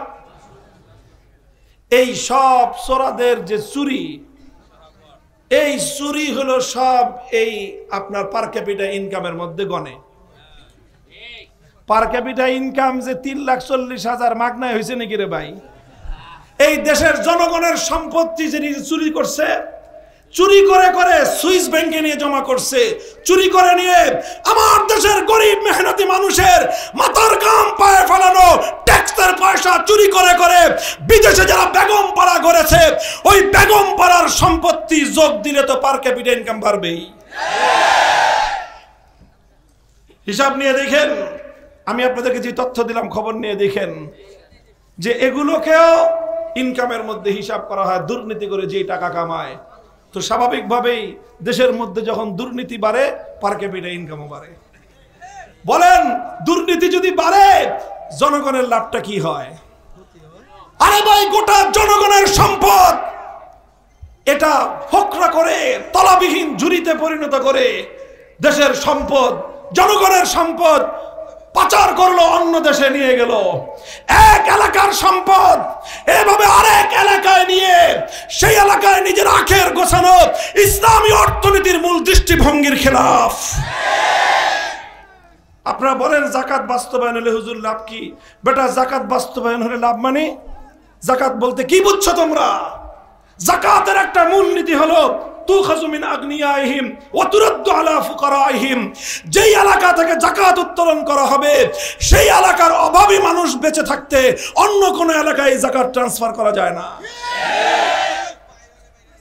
মুহতারাম হাজিরিন, এই জন্য বলতেছি যে এইভাবে দেশের সম্পদ চুরি করে পার ক্যাপিটা ইনকাম বাড়ায়, জনগণের সম্পদ লুটপাট করে বেগম পাড়া করে নিজেরা আঙ্গুল ফুলে কলা গাছ হয়, অল্প কিছু মানুষ রাতারাতি কোটিপতি বনে যায়। যখন যারা ক্ষমতায় আসে, ক্ষমতাসীনদের আশেপাশের অল্প কিছু লোক তারা রাস্তার ফকির নির্বুত 2 দিন পরে অট্টালিকা গড়ে। বানায় বলতেছি কথা, মিথ্যা কথা বলতেছি? আপনি যান বলেন বাংলাদেশের সরকারি অফিস আদালতে, আপনারা একদম আল্লাহকে হাজির নাজির যাই না বলবেন, আমার কোনো কথায় প্রভাবিত হবেন না। সরকারি অফিস আদালতে যদি কাজ করতে যান, টাকা পয়সা ছাড়া, ঘুষ দেওয়া ছাড়া কত % কাজ আপনারা করতে পারেন বলেন? বলেন এই কথাকে আমি আপনাদেরকে শিখিয়ে দিছি। আপনারাই তো যান সরকারি অফিস আদালতে, প্রত্যেকটা মানুষের বিশ্বাস হলেই সরকারি অফিস আদালতে টাকা ছাড়া কাজ হয় না। তাহলে তার মানে কি বোঝা গেল? এই রাষ্ট্রের সরকারের কর্মকর্তা কর্মচারীদের মধ্যে প্রায় শতকরা 100% দুর্নীতিবাজ। তাহলে এই দেশ, এই সমাজ উন্নত করতে হলে সর্বপ্রথম দুর্নীতির বিরুদ্ধে সরকারি কর্মকর্তা আমলাদের মধ্যে নীতি নৈতিকতা সৃষ্টি করা ছাড়া, তাদের দুর্নীতিকে রোধ করা ছাড়া এ জাতির ভাগ্যের পরিবর্তনের কোনো উপায় নাই। এই জন্য যাকাত ব্যবস্থা বাস্তবায়ন করেন। ইসলাম কি বলবে? ইসলামের যাকাত ব্যবস্থা বাস্তবায়ন করলে কখনোই এইভাবে এই ফাঁক ফোকর শুভঙ্করের ফাঁক থাকবে না, যে গড় হিসাবের একটা আপনার ভেলকিবাজি দেখায়া জনগণকে বোধাই বানায় ছেড়ে যাবে। কথা বলেন ঠিক কিনা? আঞ্চলিক ভাষা বললাম, আমার ঢাকার ভাষা। একেবারে খাস এই কথাটাই জনগণকে বোধাই বানানো হইতেছে। দেশের সম্পদ বাড়ে, হিসাব দেখায়। আরে ভাই, আরেকটা মানে জোচ্চুরির একটা কাহিনীর গল্প শুনে আপনাদেরকে। এই সমস্ত কথা তো সাধারণত আমরা হুজুররা ওয়াজ করি না, হুজুররা তো শুধু অন্য ওয়াজই করি। মানুষকে ইসলামী সমাজ ব্যবস্থার কথা, অর্থ ব্যবস্থার কথা, ইসলামী রাষ্ট্র ব্যবস্থার কথা তো আমরা বলতেও চাই না। এগুলো বলা দরকার সাধারণ মানুষকে। দেখেন, বিগত সময়ে একটা পলিসি রাষ্ট্র মেনটেন করত। কি পলিসি? 2 দিন পর পর সরকারি কর্মকর্তার বেতন বাড়তো। কথা ঠিক? নির্বাচন আসতেছে সামনে, দে সরকারি কর্মকর্তাদের বেতন বাড়ায়া 20%। এক ফালে 1 লাখ টাকার বেতন 1,20,000। আরে কোনো কাম নাই, কাজ নাই, হঠাৎ করে এত সম্পদ বাড়ায় দিলাম, এত বেতন বাড়ায় দিল, তো দিবে কোত্থেকে সরকার? দেশে তো এত টাকা নাই, এত সম্পদ নাই। তাহলে এই যে সরকারি লক্ষ লক্ষ কর্মকর্তাদের যে বেতন 20%, 30% বাড়ায় দিল, বাড়া দিয়ে ওদেরকে তো খুশি করে দিল। ওরা তো বাস এখন সরকারকে রাখার জন্য যা যা অন্যায় করতে হয়, জনগণ খুন করতে হয় কর, জনগণ মারতে হয় মার, কারণ আমার তো বেতন বাড়তেছে। গোটা প্রশাসনকে লোভী, স্বার্থপর বানায় দেওয়া হয়েছে এই সুবিধা দিয়ে। কেন? হে প্রশাসনের কর্মকর্তারা, তোমাদের অন্তরের মধ্যে এই এতটুকু পর্যন্ত বোধ তৈরি হয় নাই যে এই যে আমাকে যে বাড়তি সুবিধাটা দিচ্ছে, খামাখা দিচ্ছে, আমার কাছে অনৈতিক সুবিধা দিচ্ছে, আমার কাছ থেকে অনৈতিক সুবিধা নেওয়ার জন্য। তোমরা যদি সেদিন এই কথাটা চিন্তা করতা, তাহলে 5ই আগস্টে পুলিশ প্রশাসনকে এইভাবে এদেশের মানুষের কাছে নাজেহাল হওয়া লাগতো না। যাই হোক, এই কাহিনীটা কি জানেন? এই যে হঠাৎ করে যে তারা 20% বেতন বাড়ায় দিল একদিনে, অথচ সরকার তো এইভাবে বেতন বাড়াইতে পারে না, কারণ সরকারের তো এই সম্পত্তি নাই। তারপরে কি করছে জানেন? এটাও আরেকটা সিস্টেম। রাষ্ট্রের যে আপনার ইকোনমিক সিস্টেম আছে, মাইক্রো ইকোনমিক্স এবং ম্যাক্রো ইকোনমিক্স, 2টা ভাগ মোটা দাগে। রাষ্ট্রীয় যে ম্যাক্রো ইকোনমিক্স, এটা 2টা পলিসির উপর চলে। একটাকে বলা হয় ফিসক্যাল পলিসি, আর একটাকে বলা হয় মনিটারি পলিসি। মনিটারি পলিসির অর্থ হলো টাকা ছাপানো। টাকা ছাপানো বাড়বে না টাকা ছাপানো কমবে, এটার উপর ভিত্তি করে রাষ্ট্রের জিনিসপত্রের দাম, জনগণের মানে দ্রব্যমূল্য, এটা নির্ভর করে মনিটারি পলিসির উপর। সরকার যখন টাকা ছাপানো কমায় দেয়, তখন আস্তে জিনিসপত্রের দাম কমে যায়। সরকার যখন টাকা ছাপানো বাড়ায় দেয়, তখন জিনিসপত্রের দাম বেড়ে যায়। তো সরকার যে সরকারি কর্মকর্তাদেরকে বেতন বাড়াইলো 20% করে, টাকা দিবে কোত্থেকে? বাবার গোলায় টাকা ভরে থেকে গেছে যে মাসে তুমি, বছরে তুমি লাভ দিয়ে ফাল পাইরা যে 20% বাড়ায় দিলা, এই হাজার হাজার লক্ষ লক্ষ সরকারি কর্মকর্তাদেরকে হাজার হাজার কোটি টাকা কোত্থেকে না দিবে? বাস অর্ডার দিয়ে দিছে যে টাকা ছাপা, টাকা ছাপাইলো, 20% টাকা খামাখাই ছাপাইলো। একটা দেশের সম্পত্তি আছে মনে করেন 1 লক্ষ কোটি টাকার, এখন ওই দেশে যদি 1,20,00,000 কোটি টাকা ছাপানো হয়, তাহলে সম্পদ কি বাড়লো না শুধু কাগজ বাড়লো? শুধু কাগজ বাড়ছে, সম্পত্তি কিন্তু কিছুই বাড়ে নাই। আগে তুমি 100 টাকা দিয়ে যেই জিনিস পাইতা, এখন ওই জিনিস কিনতে তোমার 120 টাকা লাগবে। যেই লাও সেই কত। আরে ভাই, বছর বছর বেতন বাড়ে। গত বছর যেই জিনিসের দাম ছিল 100 টাকা, এই বছর সেই জিনিসের দাম হলো 125 টাকা, তোমার বেতন বাড়ছে 100 টাকা, 100 টাকা থেকে 120 টাকা। বলেন, গত বছর যেই জিনিস কিনতেন 100 টাকা দিয়ে, এবার সেই জিনিসের দাম যদি হয় 125 টাকা, আর আপনার বেতন যদি বাড়ে 20 টাকা, তাহলে আপনার লাভ হলো না লস হলো? পাবলিক রে কে বুঝাবে এই কথা যে তোমার যে 20 টাকা বেতন বাড়ছে, লাভ হয় নাই তোমার? কারণ দেশের মধ্যে মূল্যস্ফীতি, দেশের মধ্যে দ্রব্যমূল্যের দাম বেড়েছে 25%, তোমার বেতন বাড়ছে 20%, মানে তুমি এখনো 5% মাইনাসে আছো। কিন্তু জনগণকে এই যে কি বলছিলাম, কি বানায়, এই বোধহয় বানায় হয়ে গেছে। বিশ্বাস করেন, এই কাহিনীগুলো করছে, এতে গোটা দেশের মধ্যে অর্থনৈতিকভাবে ভারসাম্যহীনতা দেখা দিয়েছে। কারণ তুমি তো সরকারি কর্মকর্তাদের বেতন বাড়াইলা 20% করে, এবার প্রাইভেট সেক্টরে যারা চাকরি করে, বলেন যারা প্রাইভেট সেক্টরে চাকরি করে তাদের সংখ্যা সরকারি চাকরিজীবীদের চেয়ে কম না বেশি? কয় গুণ বেশি বলেন এবার? অনেক গুণ বেশি, অনেক গুণ বেশি। তোমার সরকারি কর্মকর্তা কর্মচারী কয়জন? আমার একটা গার্মেন্টসের গরিব শ্রমিক কত হাজার, কত লক্ষ, কত কোটি, বলেন এবার আপনারা। রাস্তায় রিক্সা চালায়, ভ্যান গাড়ি চালায়, ঠেলা গাড়ি ঠেলে, নৌকা চালায়, দিন গুজরান করে দিন মজুর শ্রমিক কত পার্সেন্ট বেশি?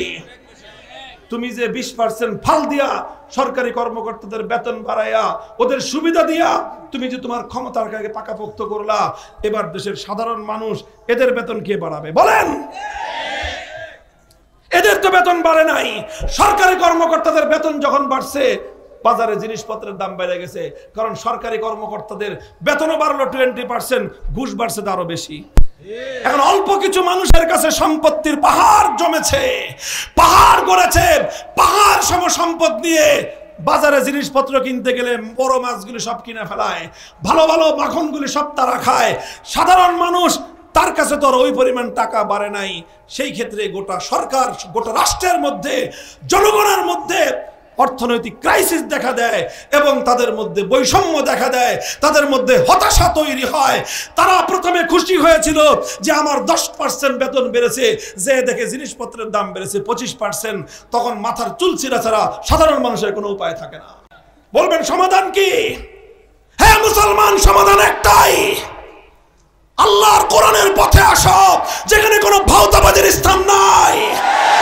আসো ইসলামী অর্থ ব্যবস্থার দিকে, ধোঁকাবাজির কোনো স্থান নাই। আসো ইসলামী কোরআনের অর্থ ব্যবস্থার দিকে, যেখানে গরিব মানুষকে প্রাধান্য দেওয়া হয়েছে, বড় লোককে নয়। ইসলামের মূল কথাই হলো এখানে গরিবের প্রাধান্য, বড় লোকের নয়। এই জন্য আল্লাহর পয়গম্বর বলেছেন, ইন্না ফিল মালি লাহাক্কান সিওয়াজ যাকাত, ইন্না ফিল মালি হাক্কান সিওয়াজ যাকাত। বড় লোকের যাকাত দিয়ে যদি গরিবের জীবন বাঁচার মতো ব্যবস্থা না হয়, গরিবের জীবন বাঁচানোর জন্য যেই পরিমাণ সম্পদ বড় লোকের কাছ থেকে নিলে গরিবরা বাঁচবে, সেই পরিমাণ সম্পদই বড় লোকের কাছ থেকে নেয় গরিবদের মধ্যে বন্টন করে দেওয়া রাষ্ট্রের দায়িত্ব। বলেন, যদি এই সিস্টেম, আল্লাহর নবীর এই আদর্শ যদি একটা সমাজে বাস্তবায়িত হয়, সেই সমাজে কারো বাড়িতে 3টা প্রাণও থাকবে, আর কেউ 10 জন 20 জন নিয়ে একটা পরিবার, মা অসুস্থ, মা দুকে দুকে মারা যায়, সন্তান চেয়ে চেয়ে দেখে, মাকে হাসপাতালে নিয়ে ন্যূনতম চিকিৎসাটুকু দেওয়ার সামর্থ্য তার নাই, বুক চাপড়ায়, বাবার সামনে, পিতার সামনে, দিনমজুর পিতার সামনে কলিজার টুকরা সন্তান তরপায় তরপায় মারা যেতেছে, ওর মুখে ওষুধটুকু কিনে দেওয়ার মতো সামর্থ্য তার নাই।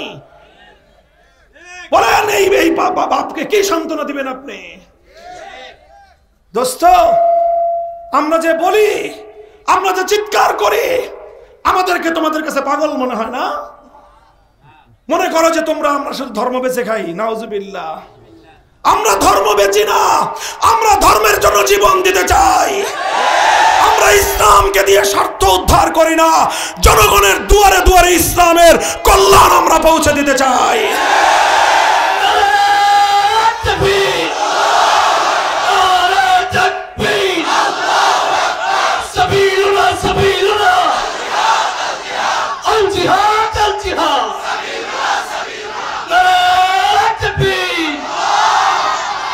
ভাই, আমি যেখান থেকে কথা শুরু করেছিলাম আবার ওখানে ফিরে আসি।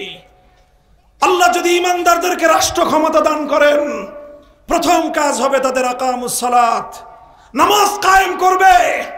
নামাজ কায়েম করার মধ্য দিয়ে গোটা রাষ্ট্রযন্ত্রকে দুর্নীতি মুক্ত করবে। আমি চ্যালেঞ্জ করে বলতে পারি, আমার বাংলাদেশে প্রতি বছর চোরাদের দুর্নীতি কমিশন, কি বললাম, দুর্নীতি কমিশনে যারা বসে থাকে, খবর নিয়ে দেখেন তারা কত বড় দুর্নীতিবাজ। তাদের রিপোর্ট অনুযায়ী প্রতি বছর হাজার হাজার কোটি টাকা দুর্নীতি হয় বাংলাদেশ থেকে। এই দুর্নীতিটা যদি বন্ধ করা যাইতো, এক বছরের দুর্নীতি, যেটা দুর্নীতি দমন কমিশনের চুরি মার্কার রিপোর্ট দ্বারা প্রমাণিত, অরিজিনাল রিপোর্ট তো আল্লাহই ভালো জানেন, এই রিপোর্টের দুর্নীতির টাকা দিয়ে প্রতি বছর কয়েকটা পদ্মা সেতু নির্মাণ করা যায়। আপনি বলেন, এই দেশে আপনারা উন্নয়নের গল্প শোনান, উন্নয়নের গান শোনান, জনগণকে বোধাই বানান। আপনারা এই রাষ্ট্রের মধ্যে যদি নামাজ কায়েম করা হয়, যাকাত ভিত্তিক ইসলাম প্রদত্ত সাম্যের অর্থ ব্যবস্থা যদি কায়েম করা হয়, ধনী আর দরিদ্রের বৈষম্য এই সমাজে আর থাকবে না। জুলাই বিপ্লবটা ছিল, এই বিপ্লবের নাম কি বলেন তো? বৈষম্যহীন বাংলাদেশ গড়বার বিপ্লব। বলেন কথা ঠিক না বেঠিক? বৈষম্যহীন আন্দোলন হয়েছিল। বৈষম্যহীন দেশ গড়ার কথা বলে হাজারের বেশি বাংলার তামাম সন্তানেরা জীবন দিয়েছে। এরপরেও যদি আমরা একটা বৈষম্যহীন দেশ গড়তে না পারি, এই সকল শহীদদের আত্মার কাছে আমরা সকলেই দায়ী থেকে যাব। কাজে আসেন না, আমরা দায়িত্ব নিয়ে কথা বলছি, আমাদেরকে দায়িত্ব দেন রাষ্ট্র পরিচালনার। ইনশাআল্লাহ এক টার্মের মধ্যে একটা দুর্নীতি মুক্ত রাষ্ট্র এবং প্রশাসন জাতির কাছে আমরা উপহার দেব ইনশাআল্লাহ।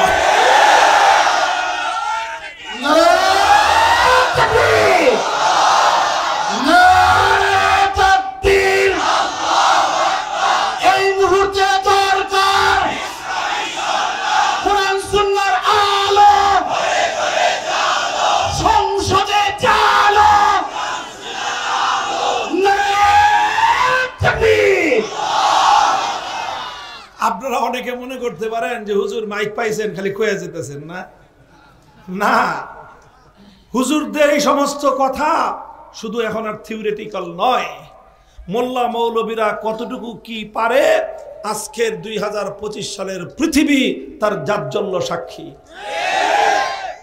আমি আপনাদেরকে একটা গল্প শোনাই, নিজের প্রত্যক্ষ দেখা গল্প, কাহিনী শোনা কাহিনী না, নিজের চোখে দেখা গল্প শোনাই আমি আপনাদেরকে।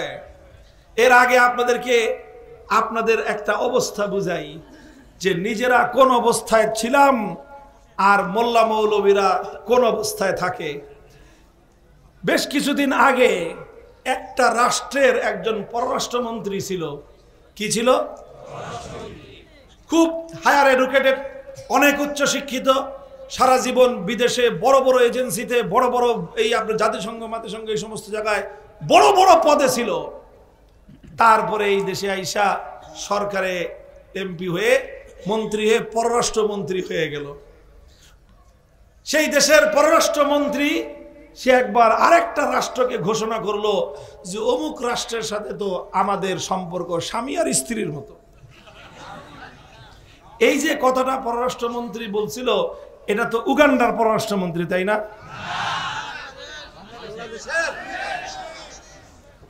আচ্ছা, জিজ্ঞাসা করছে ভাই কিল্লিগা তারে আপনি স্বামী বললেন, সে আপনাদের স্বামী কেমনে হলো? কয় স্বামী হলে এরকম স্ত্রীরা যেরকম স্বামীরে ফ্রি সার্ভিস দিয়ে যায়, আমরাও এরকম তাদেরকে শুধু ফ্রি সার্ভিস দিয়ে যেতেছি। আচ্ছা, কেন এই সার্ভিস দিচ্ছেন? ও সব বলছে, পত্রিকা খুলে দেখেন 3-4 বছর আগের সব কথা সে বলছে এই জন্য সেই ভারত রাষ্ট্রের এই সরকারকে বারবার ক্ষমতায় আনা উচিত, কারণ এই সরকারের মতো ভারতকে এইরকম ভাবে বিনামূল্যে সার্ভিস আর কেউ দিবে না। বলে না এই কথাগুলো? দেখেন, একটা মানুষের মধ্যে লাজ লজ্জা কি পরিমাণ হারাইলে, আত্মমর্যাদা বোধ কতটুকু লোপ পাইলে, নিজের দেশ সম্পর্কে, যেই দেশ তাকে মন্ত্রী বানাইছে, সাধারণ মন্ত্রী না পররাষ্ট্রমন্ত্রী, সেই দেশ এবং সেই জাতি সম্পর্কে আরেকটা দেশের ব্যাপারে গণমাধ্যমে সারা দুনিয়ার মিডিয়ার সামনে সে বলে আমরা এই রাষ্ট্র থেকে ওই রাষ্ট্রকে যা দিছি সারা জীবন ভুলতে পারবে না। এই জন্য বারবার আমাদেরকে এই ক্ষমতায় আনা উচিত। বলে না এগুলা? বলেন, যদি চুরিও করে থাকে কোন চোরাও তো এইভাবে কয় না, মাগনা পাইতা দিছ, এরপরে এইভাবে লাজ লজ্জা ছাড়া মানে আত্মমর্যাদা বলতে কিছুই ছিল না, আত্মসম্মান বলতে কিছুই ছিল না। তোমাকে নিয়ে আরেক দেশে তিলক পরায়া দেয়, তুমি বেটা তুমি বেটি যেই কপাল খোদার দরবারে সেজদায় ঠুকো, তোমার সেই কপালে তুমি তো নিজেকে মুসলমান বলে পরিচয় দাও, তোমার কপালের মধ্যে আরেকটা ধর্মের প্রতীক তিলক পরায় যখন তোমাকে তিলক পরায়ে মুখ্যমন্ত্রীর পরিচয় দিল, তখন তো তোমার আত্মমর্যাদা থাকলে একটু বিবেকে বাধ্য যে আমি 18 কোটি মানুষের প্রধানমন্ত্রী, আমি তো তোমার একটা রাজ্যের মুখ্যমন্ত্রী না, তুমি তো আমাকে কপালে তিলক পরাতে পারো না, আমি তো নিজেকে মুসলমান বলে দাবি করি। এই কথাটুকু বলবার মতো আত্মমর্যাদাও ছিল না। এই তো হলো এত হায়ার এডুকেটেড জাতিসংঘ জাতিসংঘ সারা বিশ্ব দরবারে চাকরি মাকরি করে এসে এই হলো তাদের সম্মান, আর এই হলো জাতির সম্মান। বলেন, আপনার মন্ত্রী যদি বলে যে আমরা স্ত্রীর মতো আর ওরা স্বামীর মতো, এই দেশের মর্যাদা কোথায় গিয়ে থাকে? বলেন। এবার আরেকটা দেশের পররাষ্ট্রমন্ত্রীর কথা শোনাই, সে এত হায়ার এডুকেটেড না, আপনাদের দৃষ্টিতে এসে তার ডবল ডক্টরেট নাই, সে জাতিসংঘে চাকরি করে নাই, সে দুনিয়ার তোমাদের জেনারেল এত উচ্চ শিক্ষার কোনো ডিগ্রি নেয় নাই, তার ডিগ্রি আছে শুধু 2টা। কয়টা? নামের শুরুতে মোল্লা, শেষে আছে মুত্তাকি। বলেন, মুত্তাকি মানে বুঝেন কি? আরে ভাই বলেন না কেন? মুত্তাকি কাকে বলে আমাদের দেশে? পরহেজগার, মানে খালি মোল্লা না, এটা পরহেজগার মোল্লা, মানে ডবল মোল্লা। পুরো নাম হলো মোল্লা মোহাম্মদ আমির খান মুত্তাকি। সেও একটা রাষ্ট্রের পররাষ্ট্রমন্ত্রী, আর ওই পররাষ্ট্রমন্ত্রী গেল সেপ্টেম্বর মাসে, এই এখনো 2 মাস পুরা হয় না, এই সেপ্টেম্বর মাসে না, এই অক্টোবর মাসে, অক্টোবর নভেম্বর ডিসেম্বর এখনো শুরু হয়েছে মাত্র, এই অক্টোবর মাসে ওই মোল্লা ওই দেশে গেছে যেই দেশে তোমার এই সুটেড বুটেড পররাষ্ট্রমন্ত্রী বলতো আমার স্বামী। ওই মোল্লা যখন তাদের দেশে গেছে, তাদের দেশের পররাষ্ট্রমন্ত্রী তার সামনে একটা বিজাবিলের মতো মনে হয়। দেখছেন আপনারা? পাগড়িটা পরে মোল্লা যে খাড়া রয়েছে, মনে হয় একদম পুরো রয়্যাল বেঙ্গল টাইগার, আর পাশে একটা হুগনা বিলাই, মনে হয় না এরকম? স্যালুট দেয়, স্যালুট, হুজুররা স্যালুট দেয়, লাইন ধরে দাঁড়ায় থাকে যে মোল্লা ভাই সালাম সালাম আদাব করে না এগুলা? আমি অন্য কিছু বুঝাইতে চাই নাই, আমি আপনাদেরকে একটা জিনিস বলতে চাই, এই যে একটা পররাষ্ট্রমন্ত্রী আর এটাও একটা পররাষ্ট্রমন্ত্রী, যেই পররাষ্ট্রমন্ত্রী ভিক্ষা চায় যে দয়া করে ক্ষমা করে আমাদের ভুল ত্রুটি হয়ে থাকলে মাফ করে দিয়ে আরেকবার একটু আমাদের উপর করুণা করো, এটাও একটা পররাষ্ট্রমন্ত্রী। আর ওইটাও আর একটা পররাষ্ট্রমন্ত্রী, যেই পররাষ্ট্রমন্ত্রী সেই দেশে আসার পর 150 কোটি মানুষের পপুলেশনের সেই গোটা দেশ নড়ে চড়ে বসছে, গোটা পররাষ্ট্র মন্ত্রণালয়, রাষ্ট্রের উচ্চ পদস্থ কর্মকর্তারা সেই মোল্লাকে অভ্যর্থনা জানানোর জন্য, স্যালুট জানানোর জন্য, সম্ভাষণ জানানোর জন্য, প্রটোকল দেওয়ার জন্য লাইন ধরে দাঁড়ায় থাকে। জানেন এই মোল্লার পরিচয়? এই এত উচ্চ শিক্ষিত না আপনাদের দৃষ্টিতে, আমাদের মতো মোল্লা, তার সাথে 1 ঘন্টার বৈঠক করেছি আমরা, একদম যেরকম ফেস টু ফেস। মোল্লা মোহাম্মদ আমির খান মুত্তাকির সাথে তার পররাষ্ট্র মন্ত্রণালয়ে গিয়ে বৈঠক করেছি, আলোচনা করেছি দ্বিপাক্ষিক রাষ্ট্রীয় স্বার্থ সুবিধা নিয়ে। আমি আপনাদেরকে সাক্ষী দিচ্ছি, আল্লাহকে হাজির নাজির জেনে আমরা দেখলাম মাথায় পাগড়ি পরা, হাতে তার তসবিহ। যতক্ষণ আমরা কথা বলি ততক্ষণ তার তসবিহ চলে, হাতে তসবিহ বিচি চলে, দানা চলে, মুখে আল্লাহর জিকির চলে। যখন তিনি কথা বলেন তখন তার হাতের তসবিহ স্টপ থাকে। এইরকম আল্লাহর জিকির করেন। শুধু এই এক মন্ত্রী না, 5টা মন্ত্রীর সাথে আমরা 1 সপ্তাহের মধ্যে মিটিং করেছি। বিদ্যুৎ মন্ত্রী, শ্রমমন্ত্রী, তারপরে আপনার স্বরাষ্ট্রমন্ত্রী, পররাষ্ট্রমন্ত্রী, রাষ্ট্রের মূল দায়িত্বশীল দেশের প্রত্যেকের হাতে একই চিত্র, তসবিহ জপতেছে, আল্লাহু আকবার, আল্লাহ আল্লাহ জিকির করতেছে, মন্ত্রণালয় চালাইতেছে, রাষ্ট্র চলতেছে। বলবেন হুজুর কিরকম রাষ্ট্র চলে? কিরকম রাষ্ট্র চালাইতেছেন আপনারা মোল্লারা? শুনবেন কিরকম মোল্লাদের কারগুজারি। বেশি কথা বলবো না। আপনারা যারা মনে করেন যে মোল্লারা রাষ্ট্র চালাইতে পারে না, তাদেরকে দেখায় দেয় মোল্লারা কতটুকু পারে। সেই দেশের 30 জন মন্ত্রীর মধ্যে 28 জন কওমি মাদ্রাসার মোল্লা, দেওবন্দি মাদ্রাসার হুজুর, একেবারে দেওবন্দি মাদ্রাসার। আমি যেই পররাষ্ট্রমন্ত্রী কথা বলতেছি, মোল্লা মোহাম্মদ আমির খান মুত্তাকি, তিনি যখন ভারত সফর করলেন অহংকার করে বললেন আমি দারুল উলুম দেওবন্দের সন্তান, বলেন নাই? তারপরে তিনি সেই দেওবন্দে গেছেন। দেওবন্দে যাওয়ার পর দেওবন্দের ছাত্র মনে করছে আমাকে বড় ভাই আইছে। পোলাপানের কি খুশি যে বড় ভাই আইছে। এরপরে সেই বড় ভাই দারুল উলুম দেওবন্দের দারুল হাদিসে গেলেন। দারুল হাদিসে গিয়ে কোথায় বসছেন? মসনদে বসছেন, সিংহাসনে বসছেন, চেয়ারে বসছেন, কোথাও বসেন নাই। ওস্তাদের সামনে টেবিলের ওই পারে গিয়ে কিতাব সামনে নিয়ে হাঁটু গেড়ে বসছেন যে এটা আমার শিক্ষা প্রতিষ্ঠান, আমি এখানে শিখতে আসছি। তারা রাষ্ট্র চালাইতেছে। 2021 সালের 15ই আগস্ট তারা ক্ষমতায় আসছে। 2021 সালের 15ই আগস্ট যখন তারা ক্ষমতায় আসে, তখন তাদের দেশের যে মুদ্রা ছিল সেই মুদ্রার নাম হলো আফগানি। আমাদের দেশের মুদ্রার নাম কি? টাকা। তাদের দেশের মুদ্রার নাম হলো আফগানি। $1 কিনতে, $1 একটা মার্কিন ডলার কিনতে তাদের দেশের 130 আফগানি মুদ্রা খরচ হইতো 2021 সালে। মোল্লারা ক্ষমতা পাওয়ার পর, মৌলবীরা ক্ষমতায় আসার পর, হুজুররা দেশ চালানোর পর 4 বছরের মাথায় সেপ্টেম্বর মাসে আমরা নিজেরা দেখে এসেছি, সেখানে এখন ডলারের দাম 65 আফগানি। বলেন 130 থেকে নামছে কোথায়? অর্থাৎ তাদের দেশের টাকার দাম এখন এত বাড়ছে, আগে 130 টাকা দিয়ে বিশ্ববাজারে যা পাওয়া যেত, এখন তাদের দেশের 65 টাকা দিয়ে সেই জিনিস পাওয়া যায়। কত পার্সেন্ট বাড়লো বলেন তো? 130-এর অর্ধেক হলো 65, মানে ডবল হয়ে গেছে তাদের দেশের মুদ্রার দাম। আর আমাদের দেশের এখন তো আর বলতে পারবেন না যে এই দেশের এখন দুর্নীতিবাজ আছে। এখন তো হলো সারা পৃথিবীর আন্তর্জাতিক মানের অর্থনীতিবিদ। আমি অন্য কিছু বলতেছি না, যা যা বলা দরকার সব বলতেছি না। এখন তো আন্তর্জাতিক মানের অর্থনীতিবিদ আমাদের রাষ্ট্রে আছে, তাই না? আমাদের দেশের 2021 সালের $1 পাওয়া যেত বাংলাদেশি টাকার 100 টাকা, কম বেশি। আর 2000 এখন যে দেখেন $1 বাংলাদেশি টাকা 122 টাকা, 23 টাকা, 125 টাকার মতো।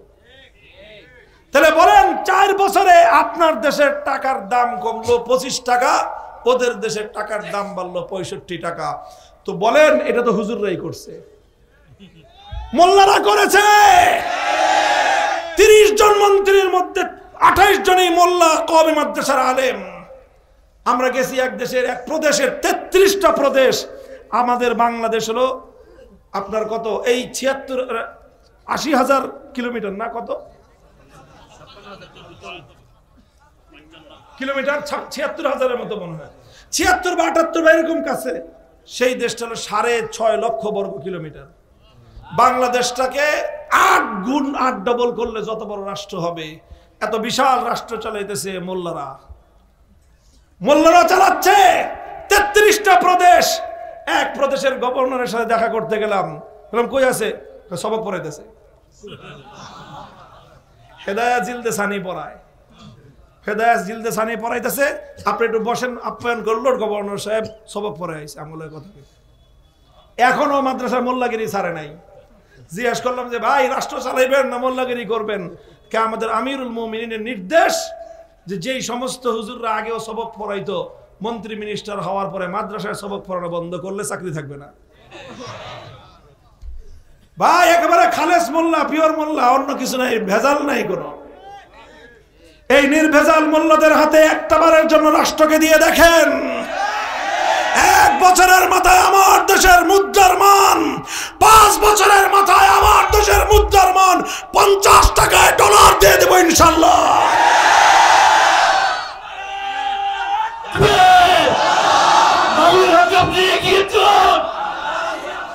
আমরা আছি আপনার সাথে।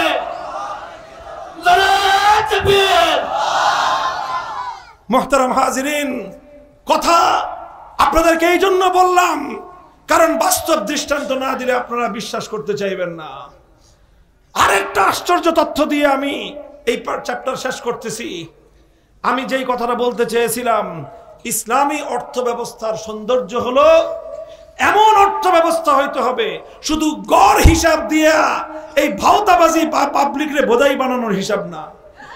বলো দরিদ্র মানুষের কি লাভ হয়েছে, বলো গরিব মানুষের কয় টাকা ইনকাম বেড়েছে সেটা বলো, গরিব মানুষের ক্রয় ক্ষমতা কতটুকু বেড়েছে সেটা বলো, গরিব মানুষ আগে কি দিয়ে ভাত খাইতে এখন কি দিয়ে ভাত খায় সেই হিসাব করো, আর বড় লোকের সাথে গরিবের সম্পদের পার্থক্য কতটুকু কমছে ওই হিসাব বলো। ওই দেশটা, যেই দেশটাকে এখনো পৃথিবীর মাত্র একটা দেশ স্বীকৃতি দিয়েছে, আর গোটা পৃথিবী এখনো তাদেরকে স্বীকৃতি দেয় নাই। মাত্র 42টা রাষ্ট্র তাদের সাথে কূটনৈতিক সম্পর্ক স্থাপন করেছে। আমাদের বাংলাদেশ এখনো পর্যন্ত সেই সাহসটুকুও করে নাই। সেই দেশ, তারা প্রতি মাসে 8 লক্ষ পরিবার, শব্দটা বলেন, 8 লক্ষ পরিবারকে তারা প্রতি মাসে ভাতা দেয় রাষ্ট্রীয়ভাবে। কয় লক্ষ ভাতা কত দেয় শুনবেন? মিনিমাম ভাতার পরিমাণ হলো তাদের দেশের 5,000 আফগানি, আপনার বাংলাদেশের 10,000 টাকা। আরে ভাই কতজনকে দেয়? 8 লক্ষ মানুষকে দেয়। তাদের সম্পর্কে বলা হয় হুজুররা নাকি সংকীর্ণ মনা। হুজুরদেরকে সংকীর্ণ মনা, উগ্রবাদী সাব্যস্ত করার চেষ্টা করো। আল্লাহর কসম খেয়ে বলি, মোল্লা মৌলবীরা যেই মানবিকতার আদর্শ 21শ শতাব্দীতে পৃথিবীতে প্রতিষ্ঠিত করেছে, অন্য কারো পক্ষে সেটা সম্ভব নয়। সেই দেশ 40 বছর ধরে যুদ্ধ চলতেছে। কয় বছর? 25 লক্ষ মানুষের জীবন গিয়েছে। কত? আপনাদের মতো ওই চাপাবাজির 30 লাখ না, ওই চাপাবাজির 30 লাখ না। বললাম তো, প্রমাণ করে দেখেন। একটা মিথ্যা কথাকে প্রতিষ্ঠিত করার জন্য একটা দেশ এবং একটা জাতির 55 বছর মিথ্যাবাদিতার মধ্যে ভাসছে। এই জাতি কোনোদিন উন্নতি করতে পারবে না। মিথ্যার উপর ভিত্তি করো কেন তোমরা? 1971-এর মহান মুক্তিযুদ্ধে 30 লক্ষ মানুষের জীবন গেছে, এর সপক্ষে কোনো প্রমাণ নাই। আমরা মুক্তিযুদ্ধের সপক্ষে, মুক্তিযুদ্ধের বীর শহীদদের সম্মান জানানোর পক্ষে, কিন্তু ভাই মিথ্যা কথা বলতে হবে কেন বলেন? মিথ্যা কথা কেন বলতে হবে? প্রমাণ করো। 30 লক্ষ না 3 লক্ষ মুক্তিযোদ্ধার ঠিকানা দাও। স্বাধীনতার পরে বাংলাদেশে মুক্তিযোদ্ধার সংখ্যা নিয়ে গবেষণা শুরু হয়েছিল। গবেষণা করার পরে কয়েক হাজার, পরে আর পায় না। পরে বাদ দেয় এই সমস্ত প্রজেক্ট। কইছি তো কইছি, 3 লাখ কইতে গিয়ে 3 মিলিয়ন কয়ে দিছি, ও যা কইছি তাই। তোমার একটা কথাকে সত্য রাখার জন্য 30,000 মানুষকে 30 লক্ষ শহীদে পরিণত করা হলো। আর এই জাতির এত মহান গৌরবোজ্জ্বল মুক্তিযুদ্ধের ইতিহাসকে মিথ্যার উপর ভিত্তি দিয়ে গোটা জাতীয় গৌরবকে ধসিয়ে দেওয়া হয়েছে। কথাটা বললাম চাইতেন না, ঠান্ডা মাথায় বাড়িতে গিয়ে মাথায় পানি ঢেলে চিন্তা করেন। এটাতে আমার মুক্তিযুদ্ধ গৌরবান্বিত হয়নি, মুক্তিযুদ্ধ কলঙ্কিত হয়েছে। মিথ্যা দিয়ে কোনোদিন গৌরব হয় না, মিথ্যা দিয়ে ধোঁকাবাজি হয়, মিথ্যা দিয়ে জাতির ক্ষতি ছাড়া কিছুই হতে পারে না। 25 লক্ষ মানুষ মরেছে কত বছরে? 40 বছর যুদ্ধে 25 লাখ মানুষ মরছে। কাদের সাথে যুদ্ধ? এই বুয়া পাকিস্তানি গুলোকে, এই যারা সাঁতার জানে না, পানিতে চুবড়ি দিয়া ঠাইসা মারছে বাঙালিরা ওদেরকে। ওরা যুদ্ধ করেছে 25 বছর, প্রথম 15 বছর করেছে রাশিয়ার সাথে, পরে 20 বছর করেছে আমেরিকা সহ গোটা পশ্চিমা বিশ্বের সাথে। এই 25 বছরে 40 বছরে মারা গেছে মানুষ 25 লাখ। সেই 25 লক্ষ মানুষ এবং শেষে যেই সকল মানুষ মারা গেছে, আমরা জিজ্ঞাসা করলাম 8 লক্ষ পরিবারকে যে আপনারা ভাতা দেন, এরা কারা? আশ্চর্য হয়ে গেলাম তথ্যটা শুনে।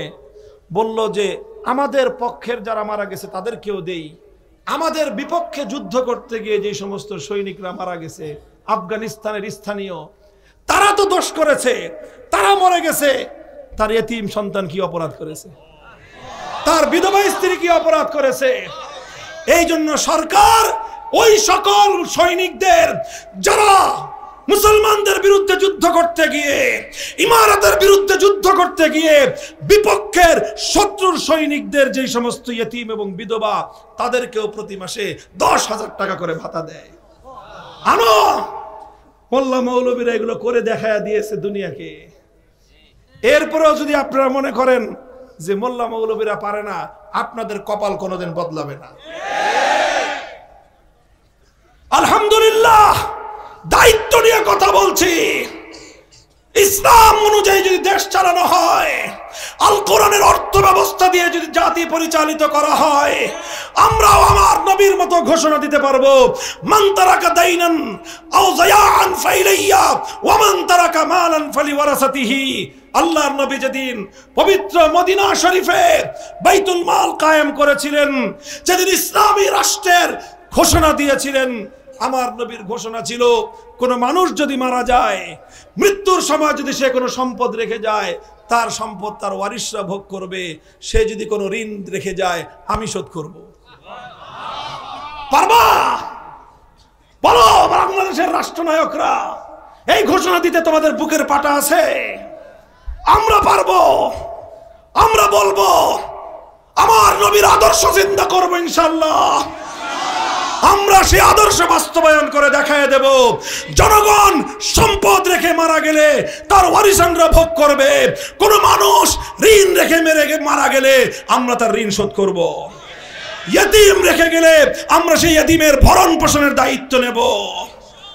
তার পরিবার পরিজন যদি রেখে যায়, আমরা দেখেছি সেখানে প্রত্যেকটা প্রদেশে একটা করে এতিমখানা, সাধারণ এতিমখানা নয়, আলিশান বিল্ডিং।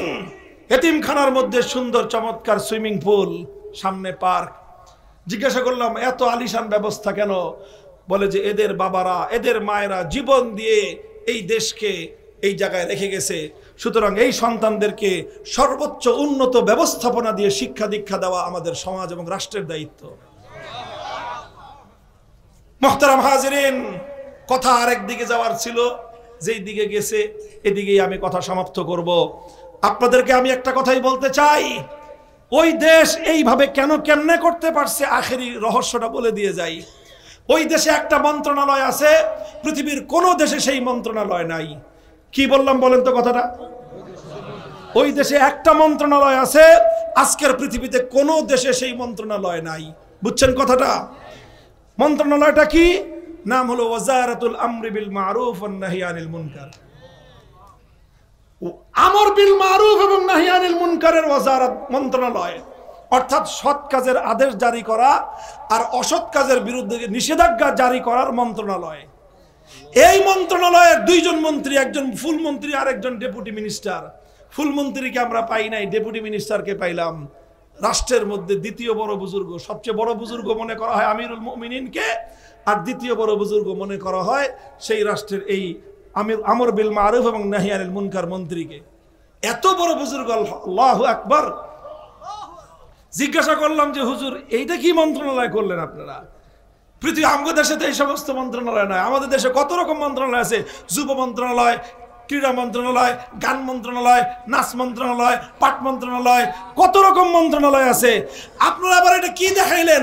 আমর বিল মারুফ নাহি আনিল মুনকার, সৎ কাজের আদেশ অসৎ কাজের নিষেধাজ্ঞার মন্ত্রণালয়। এটা আবার কিরকম? তারা বললেন যে দেখেন, আমরা এই মন্ত্রণালয় এই জন্য প্রতিষ্ঠা করেছি কারণ আল্লাহ কোরআনে কারীমের মধ্যে মুসলমানরা রাষ্ট্র ক্ষমতা পেলে যেই কাজগুলো করতে হবে বলে স্বয়ং আল্লাহ আইডেন্টিফাই করে দিয়েছেন, স্বয়ং আল্লাহ নির্দেশ দিয়েছেন, সেটা হলো ইম্মাক্কান্নাহুম ফিল আরদ আকামুস সালাত ওয়া আতাউজ যাকাত ওয়া আমারু বিল মারুফ ওয়া নাহাউ আনিল মুনকার। এই জন্য আমরা আল্লাহর সরাসরি নির্দেশে এই মন্ত্রণালয় বাস্তবায়ন করেছি এবং রাষ্ট্রের মধ্যে সবচেয়ে পাওয়ারফুল মন্ত্রণালয়।